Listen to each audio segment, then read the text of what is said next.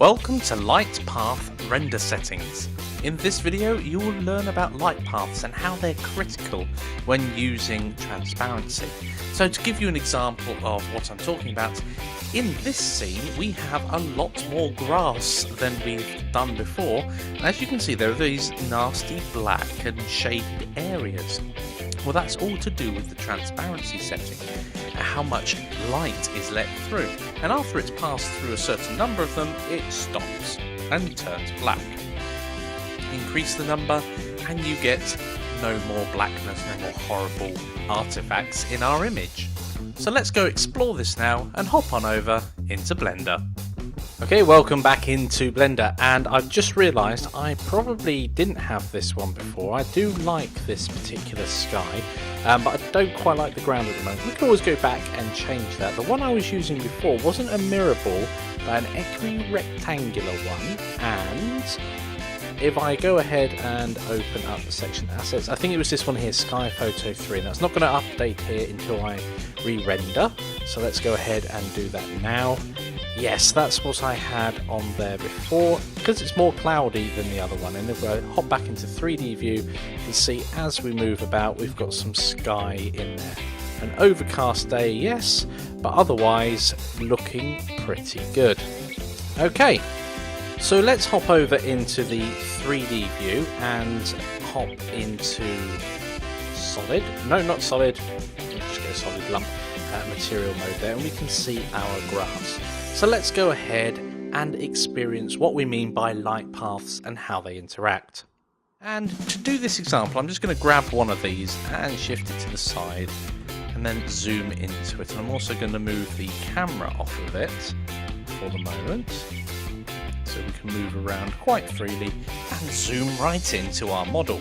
Now we've done this, let's take a peek at the light paths themselves. So over in the render tab, if we scroll down here, there will be a heading called light paths, and here it is. It's a bit bigger after making it smaller. So this area here is all about how light works in cycles, and importantly there's this transparency. So anything that light passes through, after it's passed through 8 times, its maximum time, it won't pass through anymore. So let's put that to the test. So let's go ahead and go into rendered mode in the viewport shading. We've got our blade of grass here. It is selected at the moment, and I'm going to apply an array modifier. And it's going the wrong way at the moment, so let's do a constant offset on, it's going to be the Z-axis I believe, because it's a texture, X and Y are left and, well, Y is up, so that can be confusing. Let's just try it. Let's put it on 0.2. Yes, it's gone behind. So Z in this case is relative to the object itself, the texture itself, and because it's a 2D object, it has no depth. So up is Y, and sideways is Z, and this, in this case, going backwards is Z. It's very confusing, but you'll get used to it. Don't worry. There are a couple of other things that are like that in Blender as well. So the count here, what I'm expecting is as we go up to 8, now we're starting to see something along the bottom here. It's gone a bit black, and 9, there we go. We've got ourselves some horrible blackness. Now the way to counter that, of course, is to go into the render tab and increase the number on your transparencies here until you don't have it anymore. In fact, notionally you could probably turn that up to 100 for the time being and you'll be absolutely fine. However, it does apply to not only this object here and the transparency going through here, but anything else that you're also passing through. So if we grabbed another one of these blades of grass and put it in between all of these, however many times we've done it, if we've done it 8, 9, 4, or we've done it 14 times, there would be 28 that it has to pass through, and then it would start going black. Very confusing.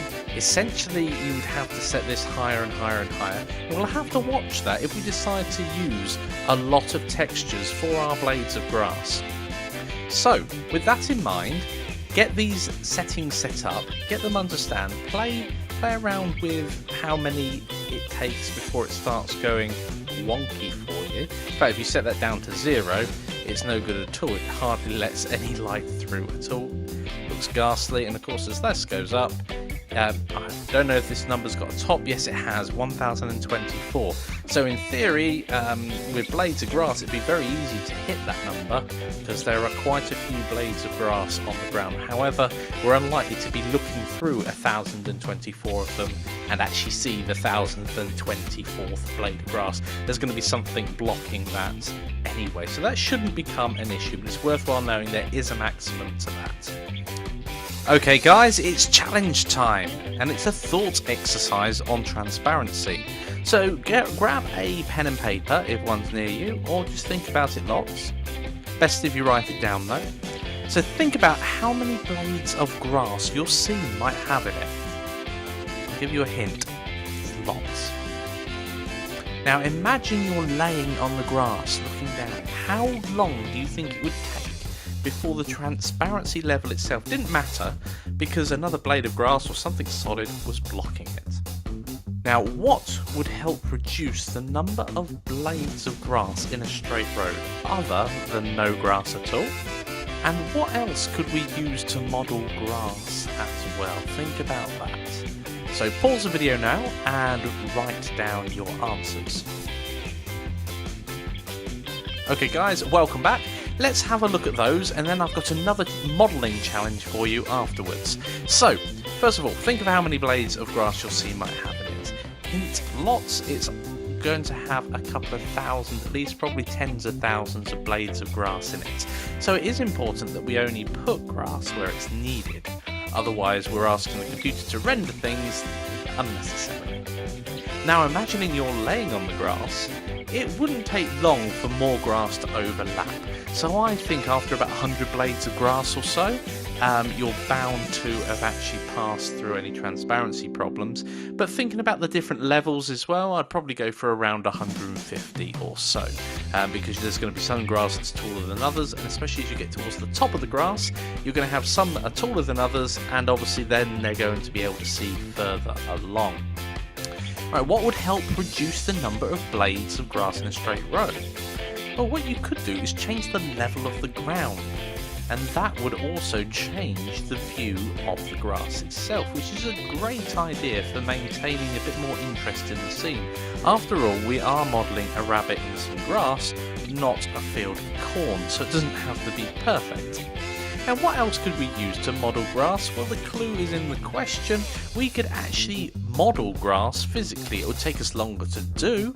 However, we've got to weigh up the length of time it would take to model some blades of grass versus the length of time it would take to render using the textures, because it is going to take slightly longer to do that way when we come to rendering. So there's pros and cons to both, and we'll decide later on after we've done a few tests which way to go. Okay, so I said there was going to be another challenge, so we're going to hop back over into Blender in a few moments, but I would like you to set light paths and create some interesting landscape. So set your light path transparency to around 150. This should be ample for this scene. If it turns out later it's not, then you can just adjust that figure anyway, so it's not a big deal. Create some interesting landscape. Nothing massive, just some subtle ground level changes, using the tools you've learned so far. So pause the video and give that a go. Okay guys, welcome back. Let's hop over into Blender. Right, so the first things first, transparency is right here. I'm just going to go straight there and set it to 150. Right, now that that's done, we're going to have to create some interesting geometry. So let's go ahead. This is grass. I'm going to change it to ground plane, so I know exactly what it is, because it's going to be where the grass is coming from, but it needs to be a bit more interesting. And I think I actually need our rabbit in the scene as well, so I can compose the scene properly. Right. So, oh, that grass is pretty small, or that rabbit's pretty large at the moment. And we're going to have to do something to change that. I think we're going to shrink our rabbit down a little. So, let's just go to the rabbit itself. I'm happy with that. And I'm going to scale that down by 0.2, a fifth the size. Ooh, little bigger, I think, 0.4. There we go.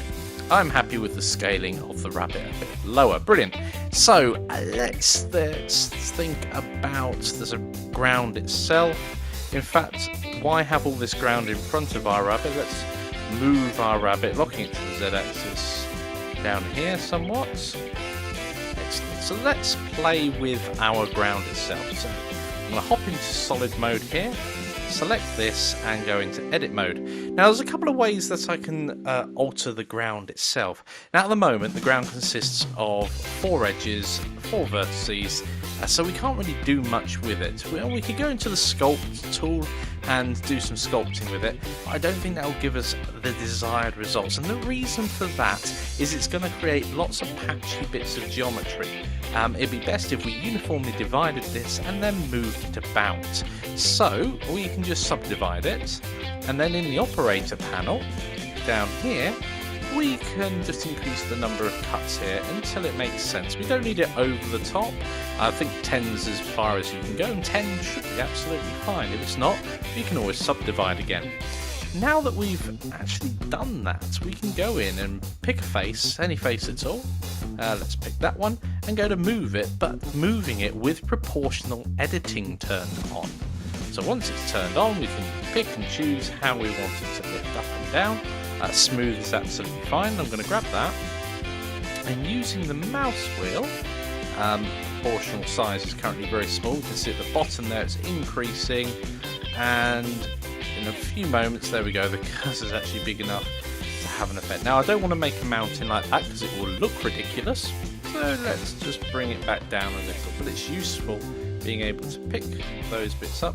Now the tree itself, I actually want that up on sort of like a little bit of a plateau, perhaps up there like that. So we've got a bit more interest in the geometry itself. I'm looking here with the rabbit. In fact, I might even rotate the rabbit around. We'll do those sort of composition bits later on. And we can push this ground down if we like. I'm liking the look of that so far. I just want this top bit a bit more plateaued, a bit flatter. So let's bring it in a little. How's that looking there? And I could mumble into the microphone for hours on end trying to perfect it, but I'm happy with that so far. It's looking pretty good. Of course, all of my cameras, now I've moved the rabbit, null and void, so I'll have to sort those out at some point. But I'm liking the look of that landscape. So, how did you guys get on? Please share in the discussions your landscapes that you've come up with, and I will see you guys in the next lecture.